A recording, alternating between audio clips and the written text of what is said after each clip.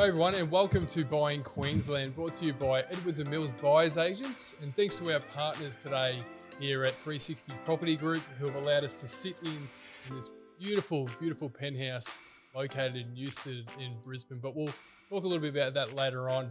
I'm joined by my business partner, Kiani. How are you? Very well, very excited. This is great fun. First episode.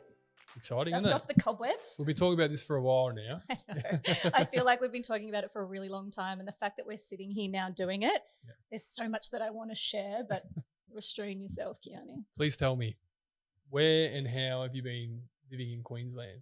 Did you move up? Yeah, it's been a pretty cool move. I've based myself in the Sunshine Coast, and to me it feels like a permanent holiday, which has its practice points, I suppose, but being able to come to Brizzy and do work, it's like that little Melbourne buzz comes back to me again. So the thing I love about being up here in Queensland is it kind of gives us the best of both worlds, and we've got the luxury of being by the ocean and having the sunny days, and as you would know, being down closer to the Gold Coast, it's not as warm as everybody thinks. We get 4 seasons in one day. Mm-hmm. However, it's that mentality. The sun comes up earlier, the days are longer. It just feels a little bit, I don't know, I feel like I fit a lot more into the day. Yeah, no doubt. Like, I'm up earlier. The sun rises much earlier here in Queensland compared to Victoria. It does. I think the reason I ask you that is because, this podcast isn't just about sharing property insights and tips and tricks and that, but it's also about sharing a bit of a lifestyle up here. Yeah. And why, if you're considering and thinking about buying in Queensland and you're in another state, let us convince you to come up here and buy, to be honest, because it's been the best move that I've made in my life. Yeah. And let's be honest, the last 2 years I haven't made some great decisions for my personal life. Be kind to but yourself. This is certainly one of them, moving up. So if you take away anything from this podcast other than the fact that Queensland has a lot going for it right now, not just the weather, but the next 10 years. The growth. The growth in the property market. The Olympics. That's probably the biggest one on top of the list, amazing. Isn't it? Yeah, it's huge. Yeah. And the infrastructure has been built around that. The speed rail going in Brisbane to Goldie, spent $1 billion on that. Yeah, it's crazy. It really is, yeah. And it's going to mean too, we've seen it happen in Melbourne and we're watching it happen in Queensland, that the more we link our major cities, the more those suburbs that people went, oh, it's too far, now become so much more accessible. And now's the time to jump in, because we've got 4 years until the Olympics. No, I think it's 32. Oh, there so it's you go. quite a while. We've got ages till the Olympics. Yeah. So between now and then, property prices are going to increase in those suburbs that were maybe a little bit less sought after. Yep. So if there's any kind of a prediction that I can put on things, and this is not my forte, so do not take it as gospel, but I would assume, like what happened with Melbourne, our outer suburbs become a little bit more centralised. Yeah, and it's happening now. It's happened the last 12 months. I speak to a lot of local buyers and people who've lived in Queensland and Brisbane specifically for the last 10, 20 years. It blows their mind just how expensive property has grown over the last 12 months. Yeah. And then I speak to Southerners, our interstate buyers, and they're like, $1 million is nothing to spend on a property. Yeah. So I think there's going to be this kind of adjustment over the next 6 months now, where the Brisbane market's going to start learning that you guys have been undervalued for so long. The properties that you could buy up here 18 months ago, the price you're paying for them doesn't add up with the lifestyle that comes along with them. Yeah, now we're going to see that shift. I absolutely agree. Yeah. So you chose to live midway between Gold Coast and Brisbane. How you doing? Yes. Yeah, look, I love it. I mean, coming up here, I visited Queensland, obviously, personally, football, things like that over the years, and always loved the sun and the beach. Wasn't sure exactly where I wanted to live. Wasn't sure where our clientele would take us, to be honest. So I thought, okay, I'll live in an area called Hope Island, which is like north of Gold Coast, and let's just see for the first 12 months and whether or not I like it. Goldie, do I want to go to Brisbane? But at the moment, I'm absolutely loving it. Yeah, and you kind of got the best of both worlds. I really do. I do. I've got the coast there, so on the weekend, you get to spend time at the beach. But then during the week, I do spend a lot of time up in Brisbane. One, because clients, but two, I'm playing football at Cooperoo, which is good. Congratulations. Yeah, welcome back. Yeah, the body hates me right now, trust me. Well, you've got your ice baths and all the other routine you're doing. I do, yeah. Surely the old man is catching up somewhere. Yeah, he's in there, trust me, he's coming. But I Again, when I speak to friends and family that are back home in Victoria, they can just see the happiness, hear the happiness, and know that me getting out of Victoria was the best move. Yeah. That's a really good point. So share with everybody. You had a pretty glorious lifestyle. You've done successful things in charity. Yes, we may have gone on a silly show, but you learned so much from that, and you wouldn't be here today without it. So tell us a little bit about that journey. Look, there was a time when I regretted being on that show, but now I look back and say, I don't regret it. I don't. It was a lot of learnings and a great experience. And before, coming here today, I was on the phone. Actually, Jason, I was on the show with Livs about 4 levels down from this penthouse. So tried to get in touch with him to rub it in. I'll take a few photos, send to him later on. But yeah, it's been a journey. I think if you speak to my family, they just roll their eyes and probably, tense up a little bit because they've probably always been concerned about what I'm doing, where am I going, who am I with. But the AFL career was one thing. Coming off the back of that, obviously could be seen to be successful in a lot of eyes. But then, transitioning out of football in a really difficult place with my mental health, battled through that and decided to start a charity off the back of a suicide attempt one morning. And I was in a really bad place with drugs and alcohol and everything like that. I think we've all got a story, whether it's ourselves or someone close to us that have been impacted by substance abuse, which, equates to mental health illness.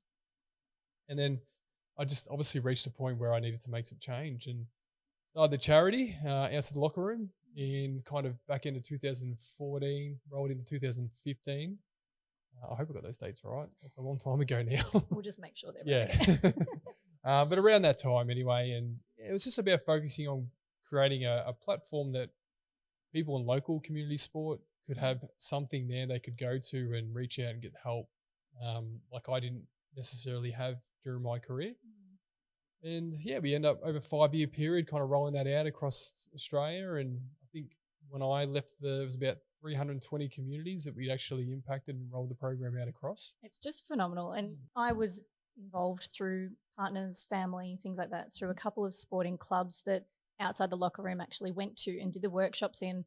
And it is a topic that should be spoken about, and it wasn't for such a long time. So I guess firsthand I saw the impact that it had because we lost friends way too much than you'd like to hope in such short times in our lives. But, from on the ground, a very minute, I guess, exposure to what that charity actually did, it's phenomenal. And I think you should be really proud of the footprint that you left because it is a great legacy and it continues. I appreciate that. Yeah, it's always hard leaving something that you created and you set up, and you hear the term is my baby, and it kind of was, but it's in better capable hands now, and I've stepped away completely. And leading up to that moment was another vulnerable place. So, kind of going around and roundabouts here, but kind of off the back of the charity, I went into Married at First Sight. Pretty open-minded, pretty naive to the process, to be honest, and didn't really know what to expect. I actually genuinely went on there to try and find someone.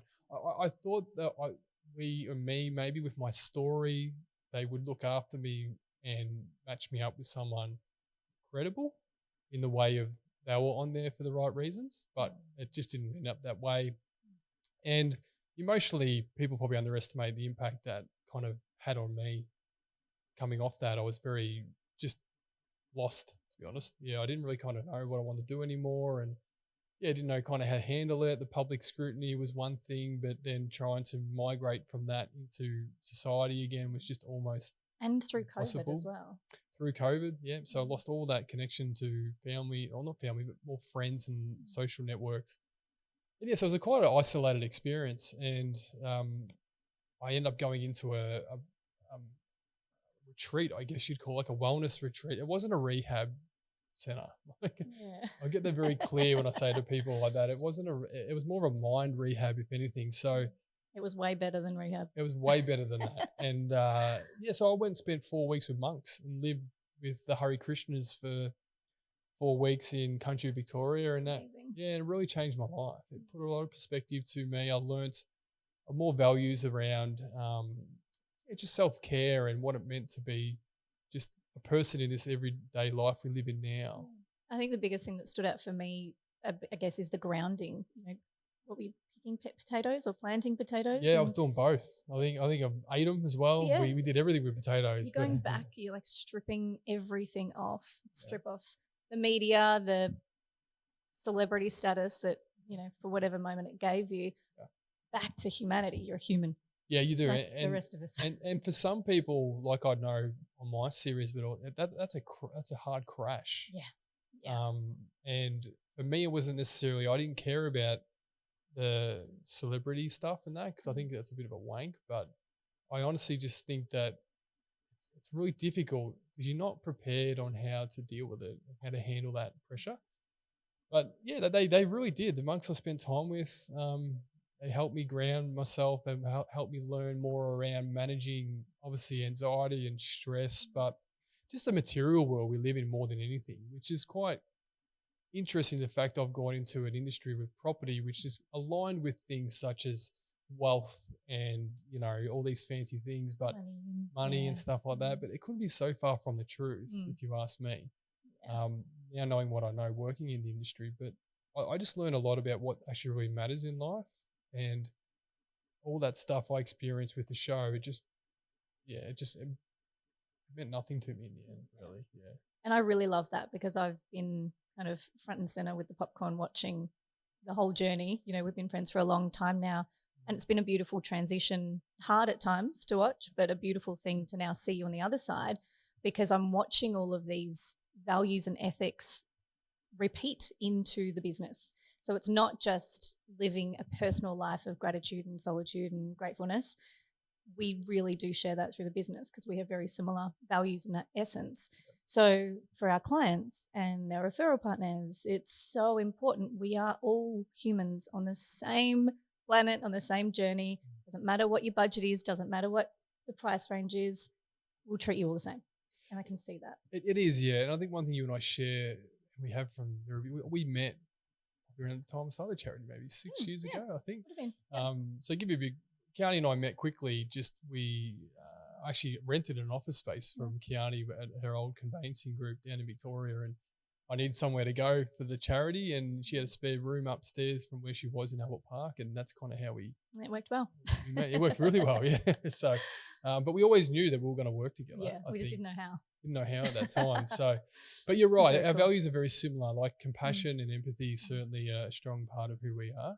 And you have such a nurturing aspect, being a mother of two beautiful kids, that it resonates with me, being the youngest in my family. I think it's certainly something that we've been able to use to our strength, for sure. I think so too. I think coming from the world that I came from, which is legal, it's all very regimented. It's very clinical, I would say, but it's also very backstabbing and betrayal and narcissism and I guess all of the traits that you just really don't want to be involved in, but that's unfortunately the way you play the game in the legal world. You have a gazump card in your back pocket and you leave it to the very last minute, and especially when you're working in areas like family law and you're watching people's lives fall apart. It was absolutely heartbreaking to me. So my transition into conveyancing actually came from seeing what, you know, almost like looking under the hood of what the legal industry actually was. And it was all around billing, how many hours you build, how much money's in the bank account, and how badly you can screw the other person. Right. And I went, holy crap. Like at this point I was pregnant with my first child, and I was 21 when I fell pregnant. I went, how could I bring a child into this world? This is just insanity, absolutely insanity. And I kind of looked at that and went, well, I had a dream since I was in like year 8 and I did my first legal studies class at school. I went, I'm going to be a lawyer. I'm either going to be a police officer or I'm going to be a lawyer. Oh, I can see you as a copper. And then I went, I'm not really great with physical activity, so let's go down the legal path. And I really did. I loved legal studies. I think just because it was so much to learn, and I absolutely wear the badge of honour. I'm a lifelong learner. I will learn forever. I love learning new things, about new things, new people, new ways of doing things. But I found that the learning that I had to do in the legal industry was fantastic for a point in time. And then after having children, the legal industry really didn't support new mothers, part-time working or anything like that. Thank God it's changed now. Yeah, that's really sad. Oh, my God, thank God it's changed now. COVID was an amazing thing.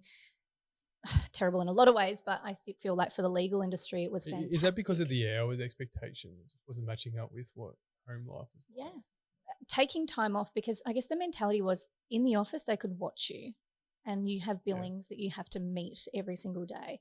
So if you're working part-time, how do they get the most money out of you? How do they utilize you to the most capacity? How do they know you're actually doing your job?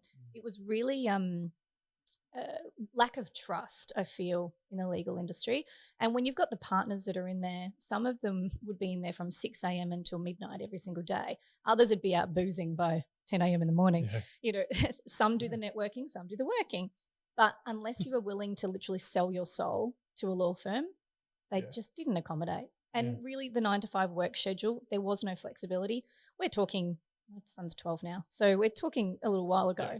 Lots has changed in a really short period in time, which is amazing. I love seeing it. For the better, for sure. Definitely for the better. Yeah. Definitely for the better. But, you know, the reason why I ended up falling into conveyancing was I found this beautiful little process in the middle of the legal industry that had a process. There is a couple of little grey areas, but predominantly it's black and white. Ultimately, our vendor and our purchaser both have the same outcome. They both want the same thing. There's no gazumps, there's no surprises, there's no, you know, I'm out to get you mentality in it. It is a very much a harmonious process to get to the end result. And that's what I loved. I loved being able to talk to the clients one-on-one, being able to know what they did on the weekend, how many kids they've got, what's your dog's name, where are you going on a holiday? These were the things that I wanted to know about my clients, which in the legal industry, when you are working in a law firm, it's what's their street address, what's their matter number, and how much are they buying for. That's it. And it gets pretty boring pretty quick, yeah. Sure. I mean, if I wanted to do clinical, I may have become a nurse. What happening? I put my hands out to nurses. They're incredible humans, but not something that I could do. I really felt that conveyancing was a beautiful little space to fall into, work with 2 young children and run a business. So it was a really cool little space to fit in. And by the way, you've done it. You've kicked ass at it, let's be honest. Like you do. You smash it. Like I just sit back and I remember talking to my partner about it. I don't know how she does it. I honestly don't. Got 2 kids, 12 and 10? Yeah, 12 and 10. And, you know, running a business, not just a little conveyancing business. You run Victoria, Sydney, Queensland. Yeah. Like it's a big operation that you run. Pretty cool. Yeah. So, you know, you should be extremely proud of that as well. I am. I have to pinch myself sometimes. I guess it's one of those things where when you're too scared to dream of it, just in case it won't happen, it's then what if it does come true? Yeah. What do I do then? Next? Yeah. Oh, shit. Then?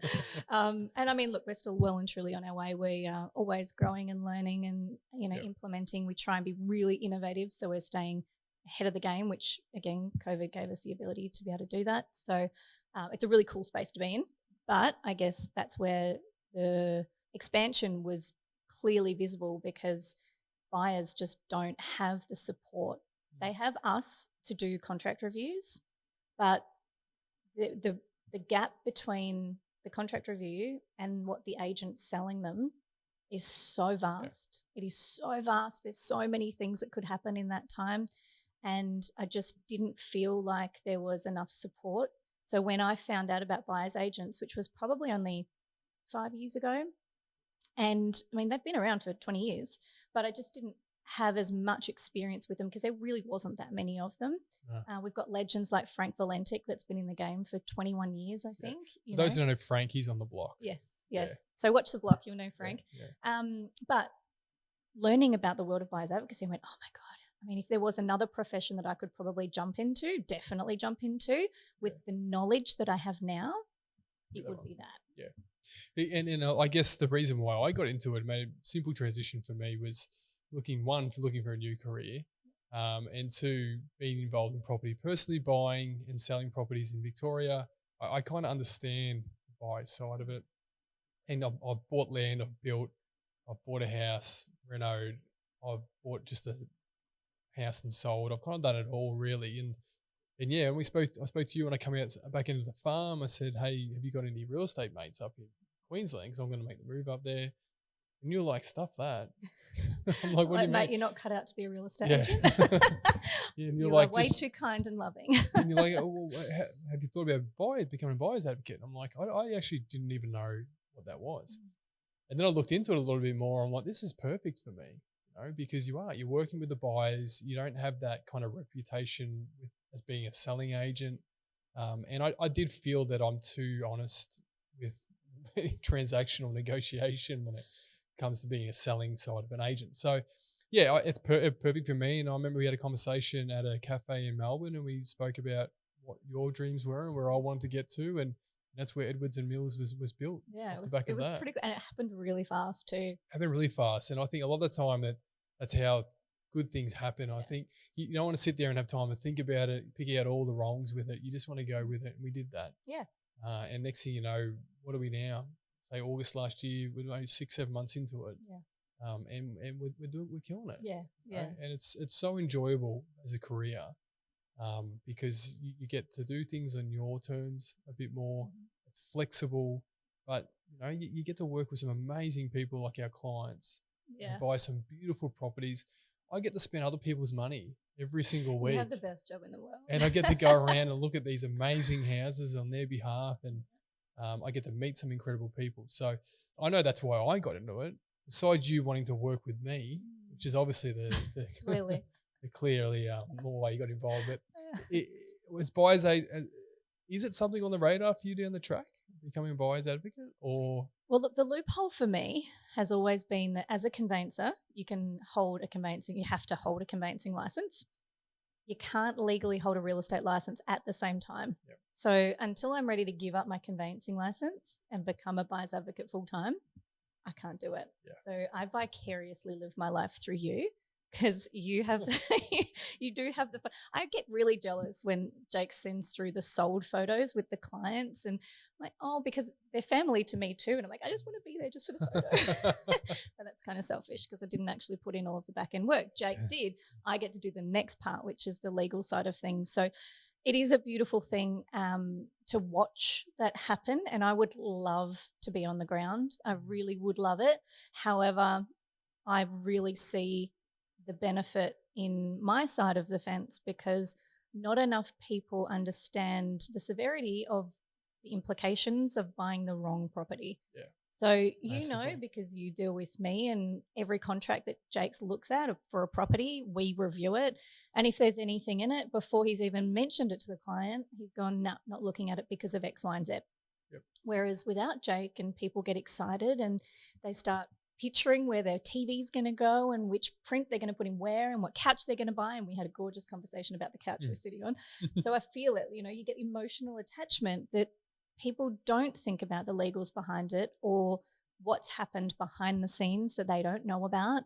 They see the external, the rose-colored glasses come on, and unfortunately settlement happens and something may go wrong.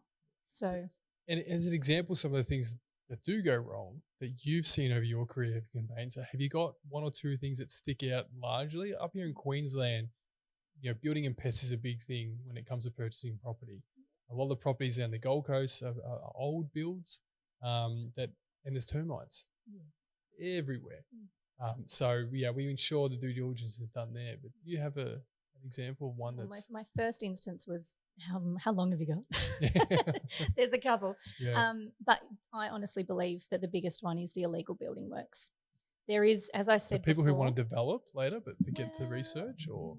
That's a good one. Yeah. Definitely. Because if the block that you buy you can't develop on, big red flag. And you've bought it with the intention to develop. Absolutely. If you're an investor and you're wanting to buy this to make money, you just shot yourself in the foot straight away. Which has happened. A many lot. Times. Yeah, a lot. And it is unfortunate, because it is something that can be found quite quickly and easily and free. Yep, to the council. But people don't know. Yeah. So again, you don't know what you don't know. But for the everyday mums and dads out there, the building works, I'm talking about illegal pergolas, illegal decks. No permits, correct. And the reason why it's such a grey area is because the contract that we review and the documents that we use for our due diligence, if there is no documents and there is no paper trail, how do we know? So that's the area there where there is no possible way that we can know unless we, number one, use our eyes, have a look. Oh, the house looks like it's about 50 years old, but those set of stairs are shiny and brand new. There's no notice of a building permit. what's going on, Yep. asking some questions. And then as a backup, if we've ever got any questions, the building and pest. I'm risk adverse up to my eyeballs. I'm Really? like insurance Really? everywhere. At work I am. Insurance always, building and pest inspection always. Yeah. Even if you're going to auction, get it beforehand. Yes. And if you don't, maybe have a look at doing one after, not so much to find out that your property's a dud, to set yourself up with a maintenance plan. Yeah. Because you're buying a secondhand property. Someone else has built this, someone else has lived in it, someone else has done whatever, God knows what to it. You're buying something that you've got no idea what's going on. So again, this is where we come into it. We can start to poke holes in these kinds of things, find out what's going on. You're not meant to know these things. You're just not. But it's really important that you do. Everyone listening and watching, it's that the question we get asked up front is, what's the difference between you and a real estate agent? Cool question. And it's a great question to ask because buyer's agents are only, you said, been around 20 years, but not commonly as known here as they are perhaps in America or in areas like that. So our biggest difference is generally we represent the buyer, the real estate's representing the vendor or the seller of the property. The real estate agent is trying to get the best price for the property for his client, being the vendor, and we're trying to obviously save as much money for him again for the buyer. Now, you might think that we butt heads with real estate agents. That does happen, but it's a part of the process that's really important because it happens a lot, I think, up here in Queensland before Christmas. There's a lot of FOMO going on around properties, missing out, throwing ridiculous offers in, paying well overs what properties are worth. The role of a buyer's agent is to really give our clients feedback on the process of, okay, where you're looking, what's your budget, what's realistic, okay. Reality. Where's reality? Where's reality sit right now?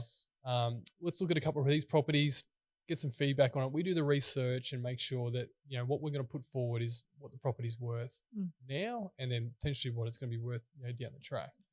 But our goal really is to ensure that our client's budget is met and coming under that. And working with the real estate agents to achieve that goal. Yeah. They want to get a quick settlement. They want to get a deal done, and we want to get a deal done for our clients. So many benefits. So we work in really, really well with each other. And the other benefit of having a buyer's agent is the fact that I'm looking at 30 properties a week. This is our full-time job. Yeah. And our clients are too busy a lot of the time. They've got families, careers. We're out there hunting and sourcing the properties for them. And that brings with it relationships with the agents. So we get opportunities that the everyday punter might not get when it comes to buying property. And I think one of the things that's come up as well is the time, like the amount of weekends that people put into searching for properties. Yeah. I know, as you said, I've got 2 young children and I run a business. The weekends, hell no, do I want to be going looking at properties. Yeah. But the fear that people have is like, even if I do engage a buyer's advocate and then I have to wait for them to find me something. The reality is, as Jake said, we're looking at 30 properties a week. It's likely that you come to us and engage us, and we may have spoken to an agent even that week or the week before of something that's either coming onto the market or something that is like red hot and ready to go. So the reality, and unfortunately the stats are pretty awful for buyers out there, it can generally take between 3 to 6 months to buy a property, and that's normal. That's 3 to 6 months of your life you're never going to get back, and I guarantee you'll hate going to open for inspections by the end of that. It's a lot of properties to look at. Absolutely, but a buyer's agent, you're looking at kind of six weeks, 12 weeks. Yeah, max. Yeah. So the minimum end of the scale. So cut out the time frame, and it's a really, again, the due diligence is there. You get to hang out with us. We're pretty cool. Yeah, we're pretty cool people. And the people that we have, our team as well, like we shouldn't shortcome. It's not just us. We don't do everything. Yeah. Jake is Superman, but underneath that, glowing exterior, he needs a hand every now and again. So we've got a beautiful team that have our values, have our ethics, have our morals. And then even when it comes to like the socials, our marketing angel is just phenomenal. So where people have questions on Instagram, they get responses real quick because she knows it like we know it. And we live in a fast-paced world in property where Queensland here at the moment, it's crazy. It's go, property list. We bought a property not too long ago for a client. It listed and we had it bought for him on his behalf within 20 hours. Yeah, it's insane. So it goes really, really fast, and that's how we like to operate. Yeah, correct. Move quickly, get things done. Bang, bang, bang. It is bang, bang, bang. But that's how you got to buy property at the moment. And if you're looking at properties every week, and when you got available time, there's no time for that. Yeah. Yeah, so absolutely. Having a buyer's agent, there's many benefits of doing that. And having one, there's absolutely no doubt. Just to kind of cap things off, what are you hoping everyone gets out of this podcast? Yeah, look, to me, as I said, I love learning, I love educating. So I really hope that I don't expect all of it to stick. Please don't be taking notes or anything like that. But I really hope that if anything, like one little light bulb moment out of each episode can pick up somebody, we're doing a good thing. Yeah. There really is. The curtain has been pulled on this industry for a really long time. It looks all glitz and glamour on the outside. Sometimes it is, sometimes it's definitely not. So let's pull it all to the surface, pull it all apart, get some honest feedback and really kind of share what should be shared to the general public. Yeah, that's spot on. And the idea with this podcast is to give you guys tips and tricks along the way, help answer any questions you may have when it comes to buying property. For those interstate people that are listening and watching, the laws are very different here in Queensland compared to other states. We'll probably have to have an episode to that one dedicated I think alone. So. Yeah, I think I'll need about 6. Yeah, which we'll probably get a property lawyer in, maybe talk about that. Yeah. But we'll get real estate agents in, talk about different areas in Queensland, Gold Coast, Brisbane, Sunshine Coast. Yeah, it's a big state. Yeah, it is a big state. And, our next episode, we'll be bringing in a new team member of ours who's going to be heading up Sunshine Coast. So, stay tuned or listen to the next one coming up after this. And for me, it's about giving people a platform to, property podcasts are out there, but maybe not as so specific to Queensland and buying. And this is what this one's all about. We want feedback too. Tell us your questions, your burning questions that you just can't get answered, or anything that you need to move forwards. That's exactly what we're looking for. It is. And look, before we say goodbye, it's been lovely. It has. Always sitting, lovely. Always laughing. Always laughing. So thank you to the 360 Property Group, who's our partner on this podcast and also the next one. For having us here today, this beautiful, beautiful penthouse. As you can see, look around, it's got an amazing, elegant finish to it all. I love walking. I've had the opportunity to walk into a few penthouses. I'm not blowing my own trumpet here, but it's your job. It's okay. It is a job to walk into a few penthouses, but you can really tell quality from the ones that lack the quality, and the price points don't match up. This one here is obviously located in Newstead. 3 and 4 bedroom penthouses that are available. If anyone is looking at purchasing in Brisbane and Newstead, Newstead's a beautiful area right next to the valley, down the road from the Carlisle. It's a big, well-known hotel in Brisbane. Please reach out and let us know. We're happy to link you with the guys at 360 Property Group. And to get a beautiful quality penthouse like this in the inner parts of Brisbane, you're just not going to lose out in the future. As we mentioned earlier, Olympics are coming this way. That's right. The rent return on this will be incredible. Future investment, certainly out of this process. And the views are incredible. The views are amazing. The swimming pool sits up at the top. I'm lucky I'm staring out the windows. It's beautiful. And the swimming pool, and it's got a theatre area for obviously residents. It's a real private luxe setup here. So they've done really well. Thanks again to the guys at 360 Group. And we look forward to chatting to you guys again. Yeah. See you next time. Yeah.